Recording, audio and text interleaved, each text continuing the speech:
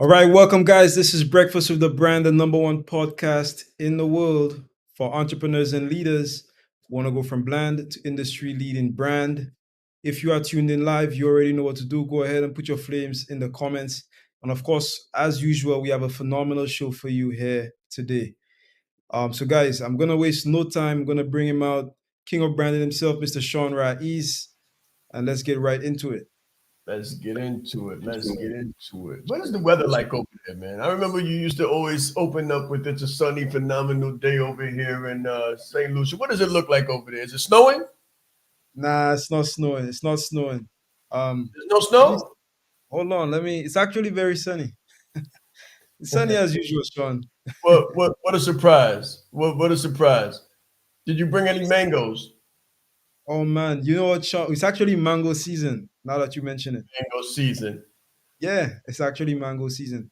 How So many you of know, you guys would like to see me over there in St. Lucia, guys? Put it in the comments, guys. If you guys want me to go over there and get taste those put those mangoes to the taste test. I don't know. I don't know. Those might be papayas. yeah, man, you have to. Every fruit has a season. Every fruit has a season. So mangoes have a season. Papayas, oranges, like they grow in seasons. So right now, it's actually mango season right now. Um, Funny enough, some places the mangoes come around January, other places it comes around like this time, the middle of the year. But yeah, around our parts right now is mango season. Yeah. That's funny. That's funny. The reason why I say that's funny is because in New York in January it's freezing. It's freezing and it might be 3 to maybe 7 in some places inches of snow. In So nothing January. Wow. So nothing nothing. grows. All right. It's a Wow. dead season, Mm. not mango season. So that's very interesting to hear. That's very interesting to hear. Man, I'm excited for the season though. Honestly, like there's a lot of shifts taking place. There's a lot of growth taking place. A lot of shifts, a lot of growth. A lot of shifts, a lot of growth taking place in business. You can almost feel it in the air. You can feel it in the air, online, offline, with the Chat GPT, and there's a shift. There's a shift taking place. It's very important. Oh yeah. Personal branding is becoming more and more of a relevant. It's presenting as more relevant. Leadership is always presenting as more relevant, more intentional. People are seeing the gaps. There's a huge amount of new creators, new entrants to the personal and professional development field that are crushing it, killing the game.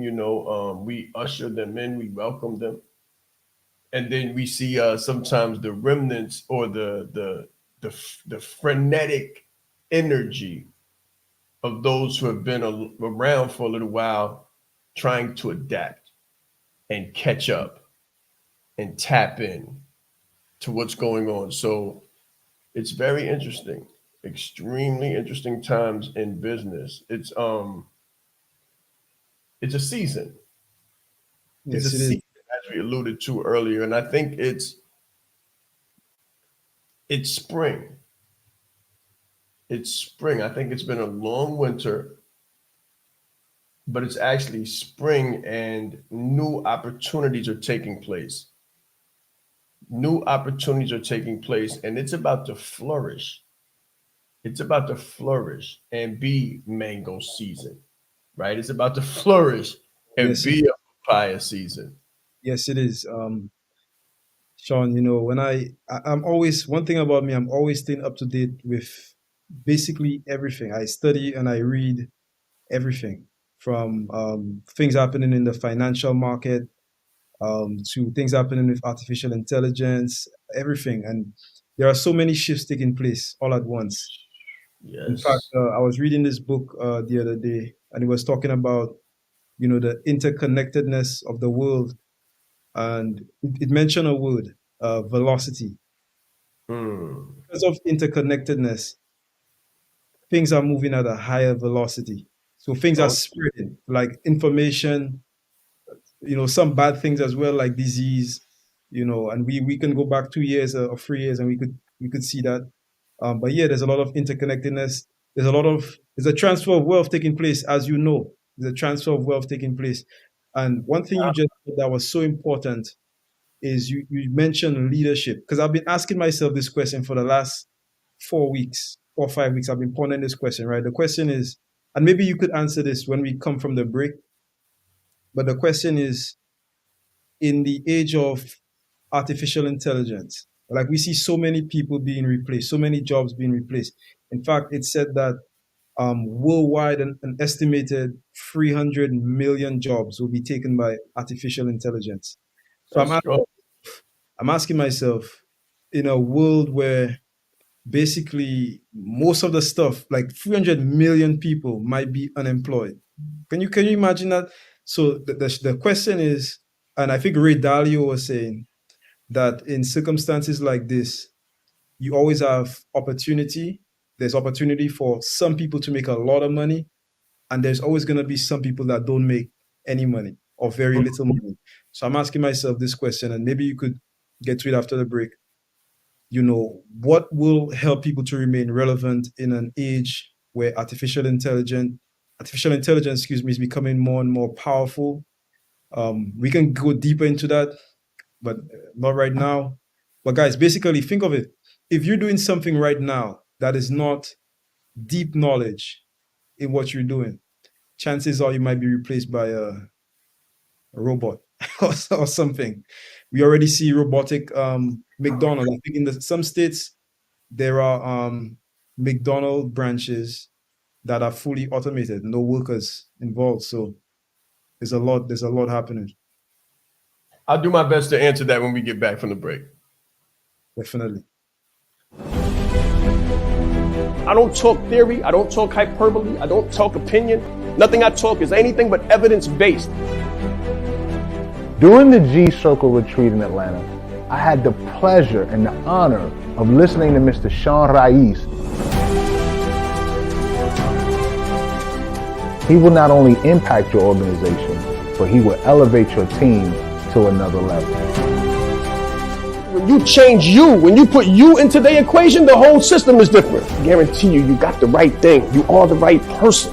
If you can present yourself in the best way possible, there's no negotiation. His energy is infectious, and I have so many takeaways from the presentation that I can't wait to get started and implement them today to see the result. It's very important that you know yourself to the highest degree possible, because it's through knowing ourselves that we're able to know other people. You are the most important person in the room, and the better that you know yourself, the better that you're able to communicate to others. So you're not only playing the game knowing who you are, but you're also playing the game knowing who everyone else is, so that you're not playing blind. He's extremely engaging with people. He has a fantastic smile, and he's just a very high energy person. This is called leadership development. So we have to be independently knowledgeable and considerate to know who we are, so we can more effectively know who other people are. As the leader, it's your responsibility to allocate resources in the right places. If you don't know how to communicate effectively, you're losing the battle. All right, guys, we are back. Go ahead, put your flames in the comments. Sean, let's get right into it. I think you said you would do your best to answer this. And by the way, just to give you some more context, I brought this up because you mentioned leadership. Leadership is a soft skill. Very good. Very good. So let's get into it, right? I'm gonna use the working person first. Let's use the first person, the working person, the layman, the regular, the employee, the entrepreneur. At a certain level of management, let's say 80K and above. At 80K and above, the playing field is level when it comes to technical skills. The playing field is level when it comes to technical skills. I'm going to hurt somebody's feelings right now. Everything 80K and below is easily replaceable by AI. every job, every position, every single position, your receptionist position, done. Your secretarial position, gone. Before the call, I had a remote. I set up a meeting through my phone. 1, 2, 3. Right. So the secretarial position, gone. The notation position, gone. The receptionist position, gone. The phone handler, gone. The appointment setter, gone. All of those things, done. Anything that requires a bachelor's degree and lower, done. I remember when bachelor's degrees became like a GED and master's degrees became like an associate's. Because they used to say 20 years ago, 30 years ago that you needed a college education to get on the floor. And to really get any kind of recognition or position or salary, you needed to have a bachelor's degree. Well, now, and I can remember, let's say 10 years ago, when the master's degree became the almost entry level position. They would say master's degree or commensurate level of education and experience, right? To get, now watch this, I've seen some places that have a master's degrees earning $36,000, which is no money, none. Mhm. And it's so easily replaceable. AI can replace that. AI is replacing that without doing anything, right? So if you have a no skills, no frill job, you better be afraid and moving fast to get some real skills, because like Junior said, to the deep knowledge point, at the 80K level and above, everybody has the same level of technical skill. It will not be technical skill that will keep you on the job at this point. It is behavioral skill that will keep you on the job at this point. Now, before the advent of all of these different systems and ChatGPT and these spiders and bytes and, you know, the Borgs, Right. I can remember a Star Trek where he said, you have been assimilated by the Borg, right? So the Borgs, right, before the days of the Borg, what it was technical skills were probably at about 40. And then it became behavioral. In management, everybody has technical skills. So you don't get ahead by knowing statistics and analytics and computer knowledge. All of them have it. The way you get ahead is by being the behaviorally disciplined, having the personality that is ascension oriented and aspirant oriented personality, where people come around you and want to grow. They are inspired, they are motivated, they are inclined to do more, be more so they can have more. And the charismatic personality that can lead people ethically and in one direction. Because those are the places where AI becomes deficient. AI doesn't have the personality, the charisma. They can't tell an origin brand story. So with the advent of all of these things, I've gone on to have an aha moment with all of the incurrent. So watch this. Your preparation meets opportunity where your preparedness is. And sometimes the things that I say is the reason why you're here is not why you're here. So you're about to see me launch an entirely different push and an entirely different agenda, because what all of this has shown me is that the new age in personal and professional development and ascension and taking precedence in this market is personal brand leadership. That's the differentiation. Personal brand leadership. Why? Because AI is an algorithm. It's a chat. It's a bot. It can't have a personal brand. It has no origin brand story. It has no charismatic personality. It's statistical and analytical, which means it's dry. There's no pop. There's no persona. There's no personality. So when you can tie your origin brand story, the pop, the persona, the charismatic identifiers, along with the leadership capabilities and the ability to gather people, attract people magnetically, bring people in and direct people towards a common goal that is ascension oriented, that's the differentiation piece. 100%. Sean, you're so right. And I wanna add on to what you just said. And then, guys, we do have a special guest that I want to bring into the conversation, especially when it comes to the transfer of wealth, right? So Sean spoke about personal brand leadership, and I want to say also that there's a lot of questions going on, right, Sean, about people being replaced. Well, the truth is, and what I found is that maybe you're not replaced by the AI, but you will be replaced by somebody who knows how to use the AI. So I look at it like a tractor, right? So back in the day, before we had tractors, people they till the soil all on their own. So everybody they will step by step by step by step, and then we had a tractor, and all of a sudden it increased productivity. We were able to do a lot more. We were able to build out huge fields in records amount of time. It's the same thing with AI. So were you replaced by the tractor? No, you're replaced by somebody who was able to drive that tractor, as opposed to using the shovel or whatever to go spot by spot by spot. So this is calling on everybody looking at this to get acquainted with the AI, start to learn how to use it. And another skill, the soft skills, being able to infuse the soft skills like personal brand leadership into your technical skills. So I'll use the example you gave of the brand story, right? You could go on ChatGPT and ask ChatGPT to do a brand story for you.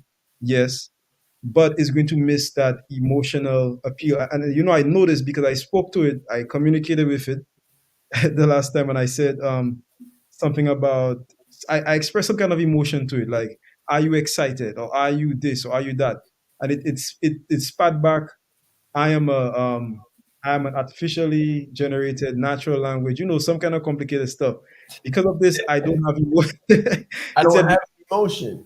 I don't experience emotions. However, I'm very happy, or not happy, but I'm very pleased or whatever that you were able to. So, if you have a technical skill, being able to infuse your technical skill with soft skills like empathy, like leadership, is what's going to separate you from everybody else.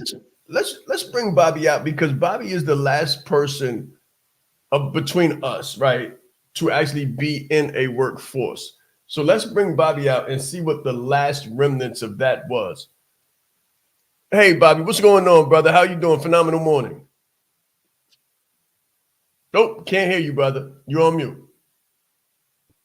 Good morning. Good morning. Good morning. Phenomenal morning. Phenomenal morning. Great to be here. Great to be here. Question being, what was it like being in the workforce? Man, terrible and short. Terrible and short. But I'll tell you a little bit about why I feel that way. It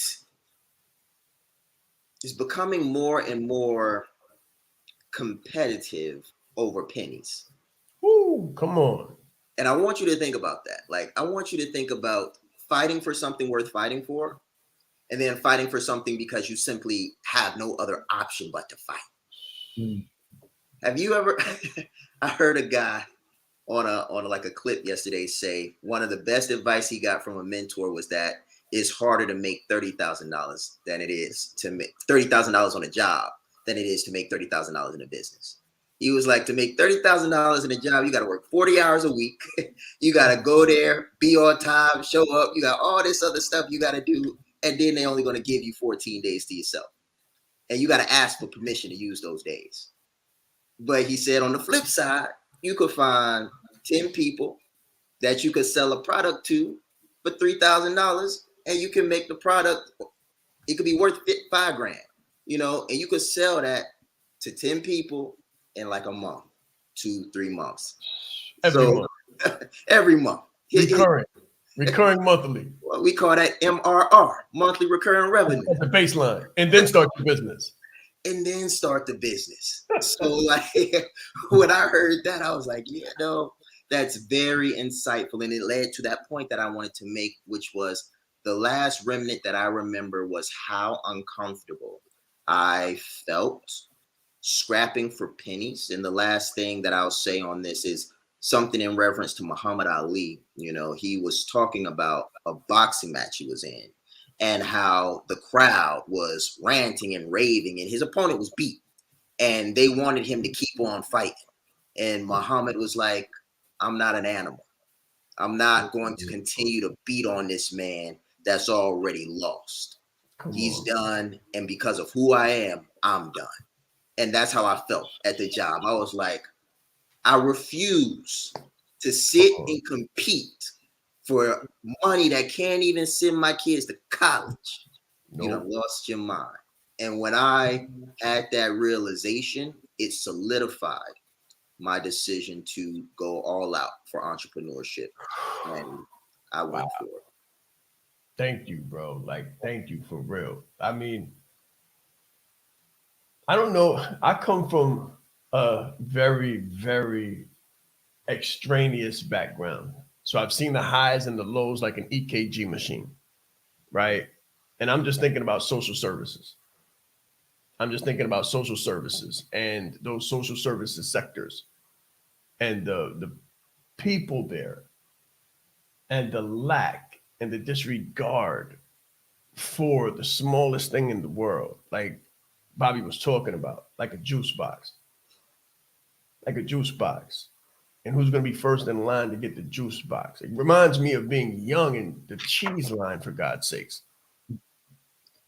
Like, it's cat eat dog out here when it comes to having no skills and not really understanding the game that you're in. You wake up exhausted. It's a mental health thing, because when the body stops racing, the mind continues. The anxiety, the depression, the helplessness, the hopelessness. I come from a background of social services. I come from a background from social service to psychology, from psychology to psychiatry, DSM model, diagnosis, and things of that nature. And you talk about harm, you talk about pain, you talk about suffering. Entrepreneurship is no longer an option. As an entrepreneur, you have to be an entrepreneur. And this is why some of the people that have come through Branded Like a Leader and come through the leadership leverage, understanding the power of their personal brand and personal brand leadership, before I even had a name for it, they were able to take this understanding, go back to their superiors, reorient themselves on the job, and transfer that information there and that power there, and increase their impact, income, and independence, as well as influence within the organization as an entrepreneur, and put a zero behind their number and go from 5 figures to 6, or from 6 to multiple 6. That's as an entrepreneur. As an entrepreneur, I've been saying differentiation since I entered the game.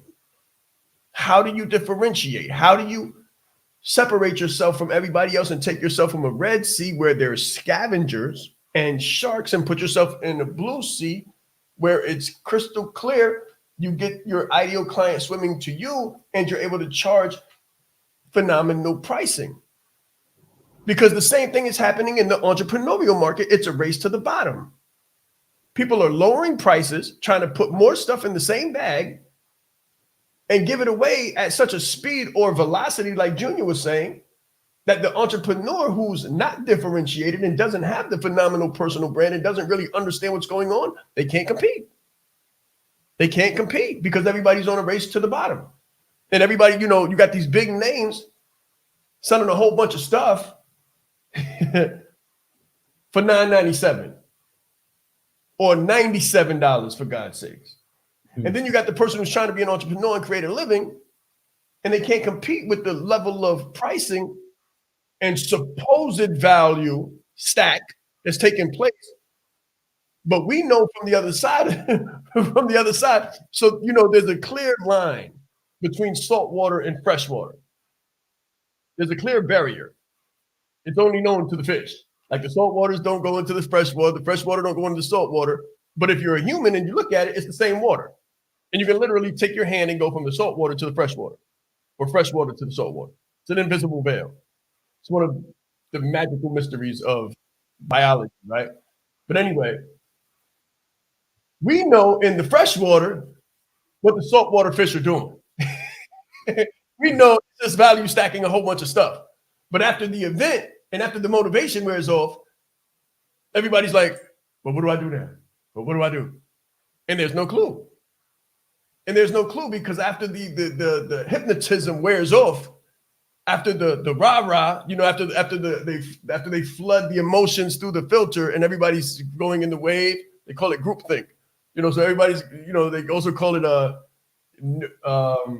neurolinguistics. You know, the people are like the mice and the fiddler, and people are hypnotized, and everybody says yes, yes, yes, and swipes the card. After the card is swiped, everything disappears, and they realize almost like Mission Impossible that the walls come down and the face comes off, and it wasn't what they thought it was. But everybody already bought, so the poor unknowing entrepreneur who's trying to provide value is over here like, hey guys, I've got this. And everybody's like, oh no, I'm in such and such a thing. Oh no, I'm in such and such a thing. And they're like, well, I charge $3,000. And they're like, no, I got 10 times that for $300. And they don't understand. Yeah, they don't understand that when it comes to value, what they got was a box of rocks. Right? So let's talk about that when we come back, because it's very, very interesting and very, very peculiar what's taking place in the entrepreneurial market, which lowers the barrier to entry, but almost makes it also impossible and unprofitable to enter.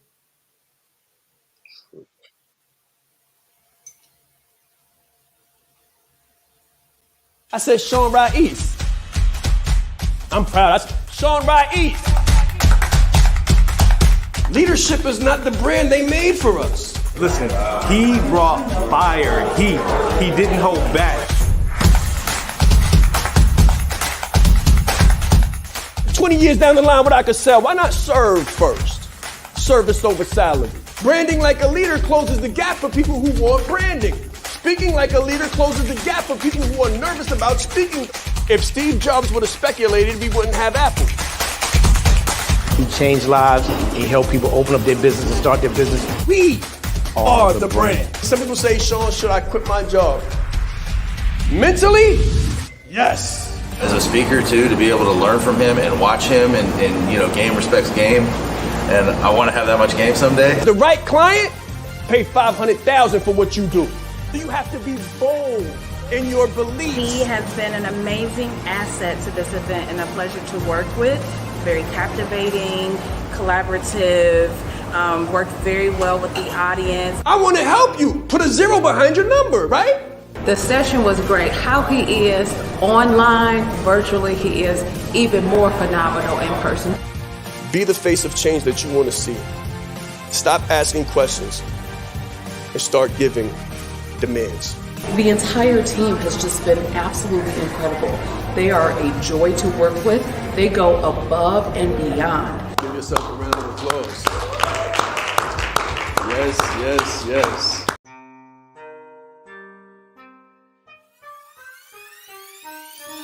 The reason why I did this and what I do is help leaders to become brands and brand themselves.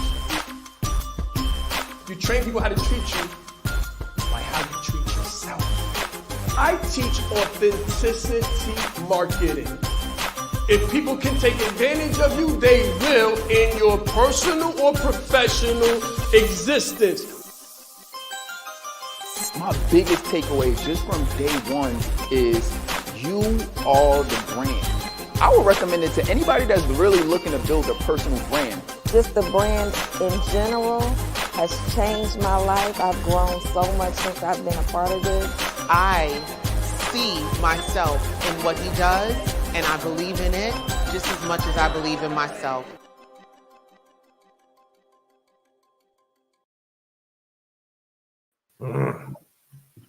All right, guys, so we are back. Go ahead, put your flames in the comments. Sean, my perspective on what you just said. Number one, I think people are starting to move towards entrepreneurship, and we saw this really, really big shift in the last few years. Yes, sir. Because people understand that there's no such thing as, I guess, job security, right? I believe that's what they call it. They realize that there's no such thing as job security. The question that you pose as to, with what's going on, it goes back to what I mentioned when it comes to deep knowledge. I believe that the people who are selling, so if you're a salesperson in the market, I believe you have an ethical obligation to actually be able to deliver results with whatever it is that you're selling. But I also feel like the consumer, they have some part to play, meaning that, and it's very difficult, but you have to have some kind of wisdom when you buy something. I would only buy something from somebody who has the results that I want, and that I could look at it, I could prove it, and I could say, yes, this person is actually doing what I want to do. So some people are very phenomenal salespeople. So they present very well, but they don't always, deliver the product very well. But I believe that consumers have to be wise when selecting vendors and do their background research. Um, Most likely, guys, if everybody's doing it, if everybody's offering it at the same price, it's most likely not the real thing. Just so you know, it's most likely not the real thing. So that's my take on that. I believe both sides have a part to play. Me as a consumer, I'm hyper vigilant. Okay, I'm hyper vigilant. I mean, think about it logically. The fact that there are more people in the market offering the same thing means that there is a higher risk, a higher probability of there being scams or there being people who cannot deliver what they say they want to deliver. And of course, the vendors themselves, they have to be ethical, and just do what they're supposed to do. So that's my perspective on that. Scam saturation. Mm-hmm. He says scam saturation. Okay, so watch this, guys. This is the evidence-based difference. This is the evidence-based difference that we've been talking about forever, right? There was a reason why I didn't just say, okay, I'm going to take this course or I'm going to read this book. There's a reason why I said, okay, I'm going to go spend about a decade minimum in higher level education. Because it can't just be hyperbole. It can't just be hypey. It can't just be energetic and motivational. I can't just make you feel a feeling and then buy something and then end up with an empty when the lights go down. When you drive off the lot, you realize you're in a limit. As soon as you get on the highway, you realize you're in a limit and the car stops. Right? So every single person that has come through the program or the leverage or branded like a leader or the academy, everybody says the same thing. I've worked with this many coaches who had this many courses. And I say, common trend, hear it all the time. Everybody, same thing. Everybody says the same thing. And almost no one is crushing the game and killing the game.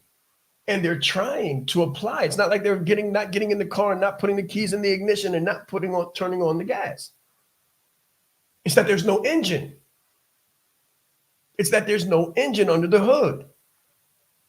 So when somebody like Bobby comes into the leadership leverage and is acquainted with evidence-based practical applications and steps where if you put the foot on the gas, the car goes. What I try to tell people to do, and Bobby experienced it, what I try to tell people to do is take it slow because it's going to take off fast. And if you're not ready for it, you're going to run into the wall. This thing moves. Personal brand moves. It works. It attracts your ideal client to you. It allows you to raise your prices. The problem is when you get behind something like this, you haven't moved for so long and you haven't had results for so long that your tendency is to try to take it to the moon. And what happens is you run into a wall. However, when it's evidence-based, there's no question of, does it work? So I think we'll let Bobby speak to that being the closest thing to the observer, right? Sometimes there's degrees of separation. Bobby being the closest thing to the observer who was watching. Bobby, what was your experience when you came into an evidence-based model and you realized things actually work here and move fast? Because I remember you taking off real fast and having to slow down and kind of stop the money from coming, stop from getting the more clients, and put some stuff in place. What was that like? It was enlightening. It was enlightening. And I think that if it's okay, I kind of want to bring in all the things that I've learned, because I've learned so much and we're having a very economic conversation. So I'm going to answer that question, but if it's all right, I'm going to answer that question in a layman's term way with some very high level economics associated to it. Please take us, Mr. B, take us out of here. Let Bobby get the screen and let him go ahead and elaborate on that. So one of the most extraordinary things that I've learned from being close, like in the room, seeing all the people come, is so closely tied to an economic principle that I'm about to share with you guys that it's going to blow your mind. The economic principle is this: willingness to pay and price have no direct correlation. Now, that's the high level side. The layman's term side is it's a lot easier to add a zero than you think. And that's something that I learned in the community. How do I add a zero to my number? How do I have explosive growth? I had a 400% increase in sales volume within the first year of being in the community. So what I'm about to dive into for you guys is I'm about to let you know why everybody's scared on an economic level. I'm about to let you know what's really going on a business level, including the finance. So for the past 2 years, I've worked as a fractional CFO for multiple startups, and I'm about to give it to you guys straight, right? So for those of you all that don't know, the US is getting ready to default. It is very likely that the US dollar is going to default on the first loan in history. If you don't know, governments and countries loan money to each other. We call this the market for exports and imports. There's a whole nother backdrop to that of us borrowing money from each other and importing, exporting things. Now, in order to keep this market going, we make investments and we have to pay on those investments when the time comes due. The US dollar is the reserve currency. The US dollar has never defaulted. It is on track to default January 1st. So what does this mean? This means that borrowing money is going to become more expensive. Now we're about to move into the economic side of things, and I'm going to tie all of this together. The pricing, what's going on in the marketplace, I'm going to really tie it together for you. So what's happening now is that if we default, then the demand for US dollars is likely to fall. If the demand for US dollars falls, that means the price of borrowing for people that hold US currency increases globally and on a smaller level because things roll downhill in economics. So you've got macroeconomics and microeconomics. So if things happen and the price of borrowing becomes more expensive, what that means is the price of lending also becomes more expensive for banks and lending institutions. What this could likely mean for entrepreneurship is if you thought it was hard to borrow money before, the negative effects of us defaulting as a government could have huge reverberations in the economy. What does this mean? This means that more businesses are likely going to move to a cash basis financial structure. So I'm not saying they're going to move to financial accounting, but cash basis accounting, but I am going to say that they're going to move to having to leverage cash more. So as I tie this up for you guys, I want to point out some very important points. One of those points is willingness to pay. That's how much your ideal client is willing to pay for what you produce. The next thing that I want to talk to you guys about is prices. Prices is what you place on the product that you sell.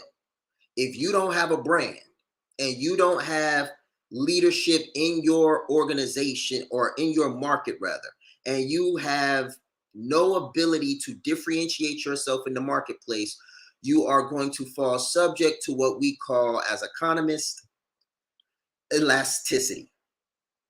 Elasticity. So what elasticity means is that If there are substitutions in the market, and that's what Sean was talking about earlier, a race to the bottom, that means that someone else is providing a service that you provide. And if the other person is providing a service that you provide, that means that the demand is elastic, meaning that if a price shifts, the client moves. If demand is inelastic, that means when the price shifts, they are required to stay. For example, baby formula. Like, you can only get baby formula from certain places, and babies cannot go without this. So that means because it is such a high demand and it is a need, that the elasticity associated with it is very low. We're still talking brand, we're still talking marketing, we're still talking leadership, right?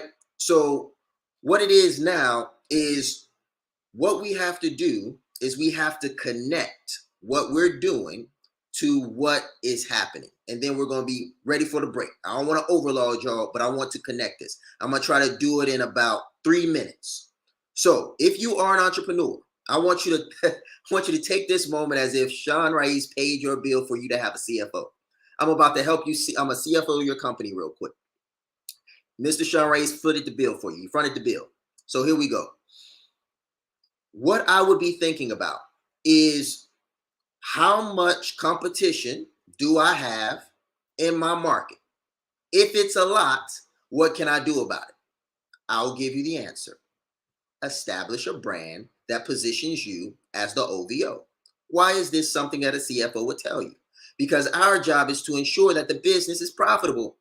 Also, that we can stay in business. There is a GAP principle. GAP stands for generally accepted accounting principles. And one of those principles is ongoing or going concern.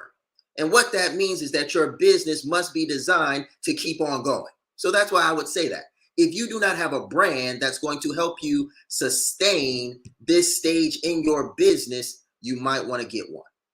Second thing that I will talk to you about, elasticity.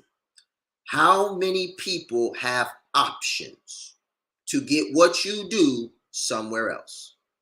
Until you become the OVO, you will always be subject to being what we call in economics a price taker. So you have price setters and you have price takers. A price taker is someone who must provide their services at the current market demand price.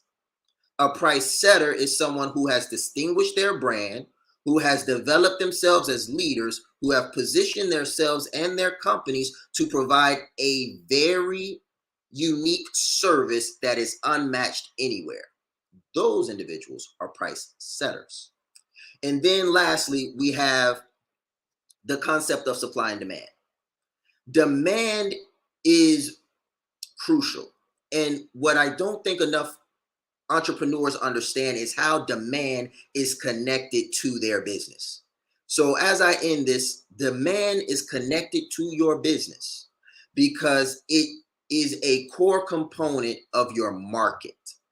Everybody's trying to do marketing without understanding marketplaces, which is, again, something economists master and understand, markets and how they interact with each other, and without understanding markets in general. So you have markets and you have marketplaces. Demand is a key function of a market.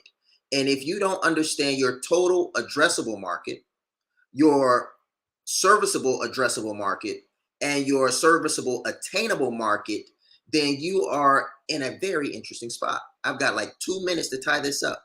So Tam, again, I told you, personal CFO for the past 5 minutes. What I would be doing is quantifying these things. The way you quantify your total addressable market is how much revenue can be generated in the market. The way you can get a quick gauge of your SAM, serviceable addressable market, is how many people in the market can you reach realistically. And then serviceable attainable market is how many people in the market in which you can reach can you service to a degree that will cause them to be loyal. In other words, repeat business. All of those things are economic. All of those things can be tied back to a brand. All of those things can increase your profitability just as soon as you start working. That puts us right at about 850. I hope that was helpful, and I'm definitely here, and the brand is here if you need to start leveraging those insights, growing those insights, and moving into that personal brand space that you know your company needs and deserves if you're going to be exceptional. What I want you to do is I want you to really think about the competency that you bring to the game. What do you really bring to the marketplace? A lot of people have an education in one thing, but then they say they want to do something else. They'll watch somebody on YouTube, and because they watch them and they seem to be making an impact, they want to change their whole story, change their whole repertoire, and become that person. And what happens when you do that is you become inauthentic. You're no longer authentic. And you're trying to bring someone else's expertise out of you, but you don't know what that person went through to get that expertise. And now you're not speaking in your gift or your expertise. So you lose your momentum when you do that. You lose your impact. You lose your sweet spot. And now you're a stranger on a strange island talking about a strange topic. And that's why people look at you like you're strange. And when you ask for money, they really look at you strange. It's very important that you know yourself to the highest degree possible, because it's through knowing ourselves that we're able to know other people. You are the most important person in the room, and the better that you know yourself, the better that you're able to communicate to others. So you're not only playing the game knowing who you are, but you're also playing the game knowing who everyone else is, so that you're not playing blind. He's extremely engaging with people. He has a fantastic smile, and he's just a very high energy person. This is called leadership development. So we have to be independently knowledgeable and considerate to know who we are, so we can more effectively know who other people are. As the leader, it's your responsibility to allocate resources in the right places. If you don't know how to communicate effectively, you're losing the battle. I said Sean Ra'is. I'm proud. I said Sean Ra'is. Leadership is not the brand they made for us. Listen, he brought fire, heat. He didn't hold back. 20 years down the line, what I could sell, why not serve first? Service over salary. Branding like a leader closes the gap for people who want branding. Speaking like a leader closes the gap for people who are nervous about speaking. If Steve Jobs would have speculated, we wouldn't have Apple. He changed lives. He helped people open up their business and start their business. We are the brand. Some people say, Sean, should I quit my job? Mentally, yes. As a speaker too, to be able to learn from him and watch him and game respects game. And I want to have that much game someday. The right client, pay $500,000 for what you do. You have to be bold in your beliefs. He has been an amazing asset to this event and a pleasure to work with. Very captivating, collaborative, worked very well with the audience. I want to help you. Put a 0 behind your number, right? The session was great. How he is online, virtually, he is even more phenomenal in person. Be the face of change that you want to see. Stop asking questions and start giving demands. The entire team has just been absolutely incredible. They are a joy to work with. They go above and beyond. Give yourself a round of applause. Yes, yes, yes. Nice, nice. Guys, how did that mini doctoral procession take place? How did everybody accept that dissertation and thesis? Pretty powerful. Yeah, I thought that was super powerful. I actually want to comment on that and sort of bring what Bobby was saying together with everything that we mentioned in the beginning. Going back into, I think Bobby mentioned the price elasticity, right?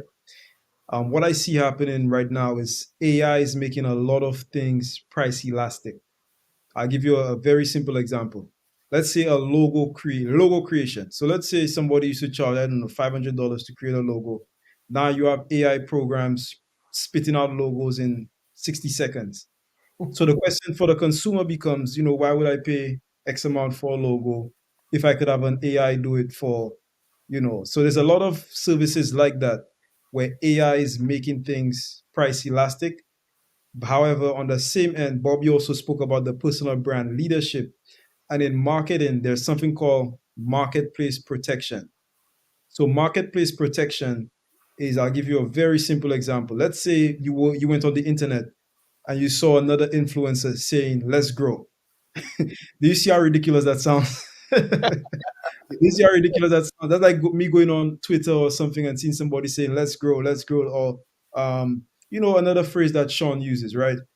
And if you know Sean, you'll be like, well, hold on, that's not him. That's Sean Rice. That's not him. But that sort of marketplace protection comes from personal brand leadership. So what we're seeing now is AI basically taking away everybody who has not carved out that very special and very singular spot in the market for themselves. And it makes it, a little easier for leaders to stand out. Okay. But it makes it very, very tough for people who haven't taken the time to figure out that personal brand leadership to actually really and truly thrive in the market. Just wanted to put that in. Wow, huge, huge, huge. Guys, you're watching a link at the bottom, right? The link at the bottom is for an interactive call on, I think it's the 27th, the end of this month. So at the Yes. end of this month, what we want you to do is we want you to come on a live call. When I say live, I mean live for you, not being broadcast to the public, but live for you to come in and kind of get a more formal introduction to what's really taking place. Not the hype, not the motivational hyperbole, we're not going to do fire walking over coals. We're going to do a fireside chat where we can sit down as business leaders and business owners and entrepreneurs, conscientious adults who want to know how this is going to affect their business. Everything we do is evidence-based, has been from the very beginning. That's why people who apply it get results the right way, that are sustainable, that last, that are sustainable, reproducible, profitable, right? So Bobby's just one of the examples of someone who came in as an employee, now an entrepreneur, self-sustaining, and to hear him speak about such a topic, it really warms the heart because he knows what he's talking about. So that's proof that what we're talking about works. We like to produce evidence-based models and people from the regular public with education, experience, and expertise that trust the process, are willing to invest in themselves, not just money, but time, humility, and application, and then get the predictable, reproducible results. If you want it, you get it. If you don't, you won't. If you want to save money and try to, penny pinch, then good luck. But we already know what's going on over there. We already know what's going on over there. We are not the cheap option, but we are the only evidence-based model that has this kind of intelligentsia behind it, and result after result after result after result. Testimonial after testimonial after testimonial after testimonial. Based on research, based on scientific evidence, based on data and analytics. It's not just taking a course and reproducing that in a course or reading a book and reproducing that as a program. We wrote the books, created the programs, and I'm actually using the same model that I taught in Branded Like a Leader to write the next one. Personal brand leadership. We are introducing a new leadership style because now with the advent of AI and chat GPT and all of that stuff, it strikes even me with the aha moment. Boom.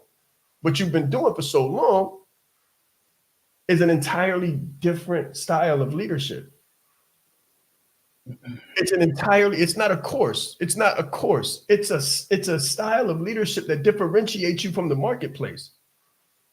And for some, This will be the difference between scuba diving with oxygen or not. For some, you're going to find yourself in the depths of business with no oxygen, no differentiation, no way to separate yourself from the gravity that's pulling you down. So if you're wondering why you're not resonating, if you're wondering why you're not profitable, visible, credible, the personal brand is it. Thank you, Bobby. That was phenomenal. That was really, really good. Yes, sir. If we had a minute or two, I have one last thing that I share with them. In a lot of why not? Why not, right? We're helping the people today. We are here to help the people every day. So with that being said, last thing that I'll share you guys with is chat GBT, AI, all these different things. Something that you can expect from the economy is few concepts, and then we'll dive into them and we'll be done. So concept number one is inflation. That's a concept we're going to talk about. And then another concept is sticky wages. And then the final thing we're going to talk about is lower salaries. So I'm going to give you guys a broad overview, but I'm going to do my best to be like Junior and Sean in the connectivity aspect, just really tie it together to exactly what we're talking about right now. So imagine that you are an employee today and you are likely trying to move out of your employment into full-time entrepreneurship, or you're an employee and you're considering it. Here's what I want you to know about what's happening. As ChatGPT comes in, AI comes in, machine learning comes in, what happens economically is the price of labor decreases, okay? And if the price of labor decreases, that means that people that are at the top will start taking the less expensive option. All right. So what does this look like? Not every organization is going to be able to roll out a complete IoT, which is the integration of things, or excuse me, the Internet of Things. Not going to be able to roll it all out. So those people aren't going to lose their jobs, right? But some people are. And this is, I want you to just follow me. I'm trying to walk you through the economy. It's very model based. So let's say all the big companies pay big money for their rollouts of AI stuff. So that means all the people that got laid off that were high quality are likely going to start businesses because they can't go anywhere else in the marketplace and get paid what they were being paid. So what this means is that all the other people that were displaced but weren't necessarily high earning, they are still going to be employees. But this is the big piece, is what I want you to think about now is that if all the managers are now entrepreneurs and the big businesses are now doing Internet of Things and AI, then the people that are now entrepreneurs have startups. And if they have startups, that means that their money is less concrete. And that means the salaries that they pay are going to be less. And that means that the benefits that they give are going to be less and potentially non-existent, which ultimately means that the wages that people are experiencing now are likely going to decrease, but they're not going to decrease in the form of money, because they're going to more likely decrease in the form of purchasing power. So that means that the guy that is an entrepreneur now, that was a high-level manager, that got moved out of their spot, but they're an entrepreneur now, they're creating jobs through their company, but their company isn't able to pay high wages that you're used to, so they're still going to pay you $18 an hour, but the price of milk is going to be $7. So what this is telling you from the economy is that when inflation happens, meaning an increase in prices, but there is not an increase in production capacity, that means that the wages that you earn are not able to keep up with the prices that the economy is experiencing. And here's the last concept: sticky wages. So if you are in a company and a company has a CFO like myself advising them on hiring, what we're going to tell them is that wages are sticky, meaning you can't raise them or lower them easily, which means whatever you are going to pay them, you need to be able to pay them for X amount of time. So while the wages that you're being paid as an employee are fixed, the prices that the economy is charging is not fixed. And then it erodes the purchasing power of the money that you have. All of this, ladies and gentlemen, is what you can likely expect from a transition to what we call bits and a transition away from what we call atoms. A transition of the workforce into globalization, IoT, machine learning, and what that is going to do to the workforce as we know it. So the only reason I wanted to share that with you all was because getting more money is not enough, because money is nominal. It doesn't, its value is in proportion to what it can purchase. And purchase power parity, a whole nother concept we're not going to get into, is a real thing. So is inflation, so are interest rates, so is business. So expect a decrease in wages. I'm done. It's a lot there, but I don't want to go too much longer. Hey guys, listen, just register for that below. We're going to have Bobby come through and continue to drop some eclectic gems on you guys. It's always a pleasure to serve you. We will be here next week, same time, same place. Don't miss it. Share it out. Let everybody know, because when you help, when you support people like us, you support people like yourselves, right? So I kind of put it in the chat, like 3 years ago, Bobby came in. Was it 3 years now? Almost 3 years now. Just about. Less than 3 years ago, Bobby was an employee, just like many of you watching this. And now he's a full-time entrepreneur, full-time, has his own business, multiple six-figure earner, quarterly, loving his life, loving his business, retired himself, retired his wife. Watch this. Before that, 3 years, before that, so was I, right? Retired myself, retired my wife first, same way, same track. This is reproducible. The success that you're looking at and the things that we've done is reproducible. High levels of education, experience, and expertise. Stop winging it. Stop looking to feel some kind of way and get excited over an emotional response to neurolinguistics or whatever seance you're listening to, and start listening to the evidence-based model that is proven, based on science, backed by research, and actually gets results. Take us out of here, Mr. B. Thank you guys very much. I'll see you guys hopefully the end of this month at the Fireside Chat.